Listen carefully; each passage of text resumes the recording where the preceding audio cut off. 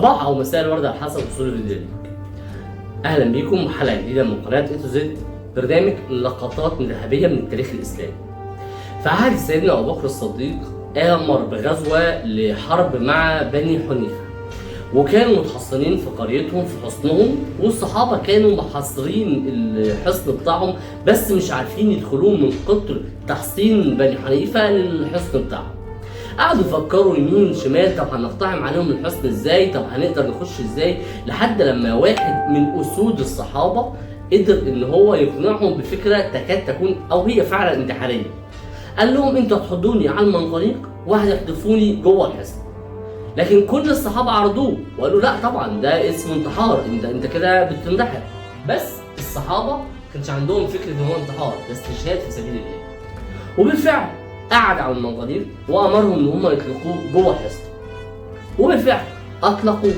اول ما وقع جوه الحصن اتكسرت رجليه، وكسر باين، ده باين ان رجليه مكسوره، لكن ده ما وقفوش لحظه عن القتال، وبدا ان هو يضرب فيهم يمين وشمال، واتجه لحد بوابه الحصن وقام بقتل كل الحرس اللي واقفين على البوابه.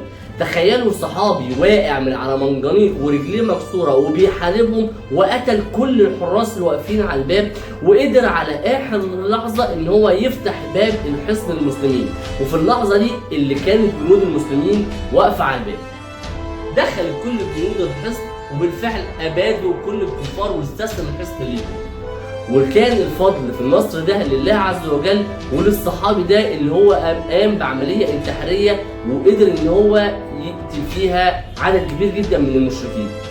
الصحابي ده ليه تاريخ مشرف مع باقي غزوات الرسول، وقام بالدفاع عن الرسول وبالدفاع عن الدين الاسلامي. تقدر تعمل سيرش عليه على جوجل هتلاقي ليه تاريخ يتسطر من ذهب. الصحابي ده هو سماك بن اوس بن خرشه الانصاري، او بمعنى صح ابو الدجان الانصاري.